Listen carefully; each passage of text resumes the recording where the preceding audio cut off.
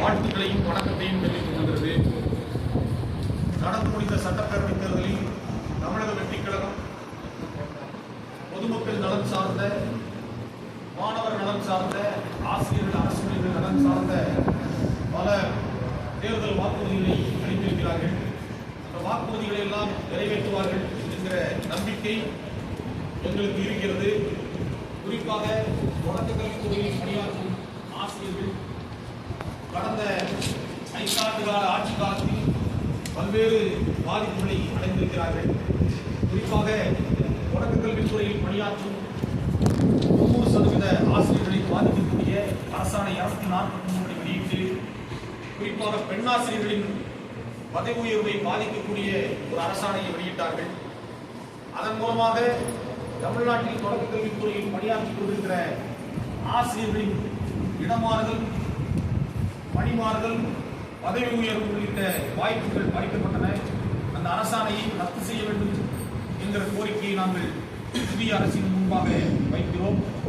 அதே போன்று தொடக்க கல்வித்துறையில் தணிக்கை தடை என்கிற பெயரில் ஆசிரியர்களுக்கு பல்வேறு தணிக்கை தடைகள் போடப்பட்டு பல்லாயிரக்கணக்கான ஆசிரியர்கள் ஓய்வூதியம் பெற முடியாமல், ஓய்வூதிய பணப்பலன்களை பெற முடியாமல் இன்றைக்கு தவித்துக் கொண்டிருக்கிறார்கள். இவற்றையெல்லாம் புதிதாக பொறுப்பேற்றுள்ள அரசு தீர்வு காண வேண்டும் என்று எங்களுடைய மாநில செயற்குழு புதிய அரசை வலியுறுத்தி கேட்டுக்கொள்கிறது.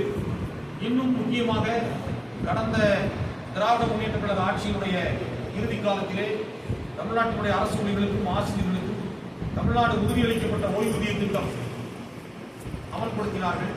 அதற்குரிய அரசாணை வெளியிடப்பட்டது. ஆனால் அரசாணை வெளியிடப்பட்ட நிலையிலும் கூட அந்த திட்டத்தை செயல்படுத்துவதற்குரிய எவ்வித வழிகாட்டு நெறிமுறைகளும் இதுவரை வெளியிடப்படவில்லை. எனவே அந்த திட்டம் அறிவிக்கப்பட்ட பிறகு பணி ஓய்வு பெற்ற ஆசிரியர்கள், அரசு ஊழியர்கள் தங்களுடைய ஓய்வூதியத்தை பெற முடியாமலும், ஓய்வூதிய பணப்பலன்களை பெற முடியாமலும் தவித்துக் கொண்டிருக்கிறார்கள்.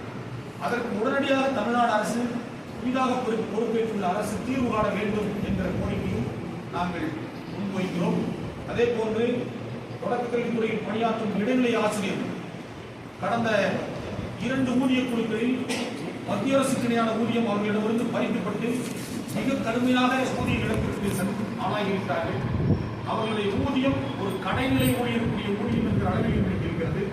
கடந்த அதிமுக அரசும் திமுக அரசும் எங்களுடைய கோரிக்கை சம்பந்தமாக எவ்வித முடிவும் எடுக்கவில்லை. இதனால் இடைநிலை ஆசிரியர்களுக்கு மிக கடுமையான ஒரு அதிருப்தி என்பது ஏற்பட்டிருந்தது. புதிதாக பொறுப்பேற்றுள்ள அரசு, தமிழக வெற்றிக் கழக அரசு, தமிழ்நாட்டினுடைய இடைநிலை ஆசிரியருடைய ஊதிய பிரச்சனையை நிச்சயமாக தீர்ப்பார்கள் என்கிற நம்பிக்கையோடு நாங்கள் இருக்கிறோம். எங்களுடைய நம்பிக்கையை நிறைவேற்றுவார்கள் என எண்ணுகிறோம்.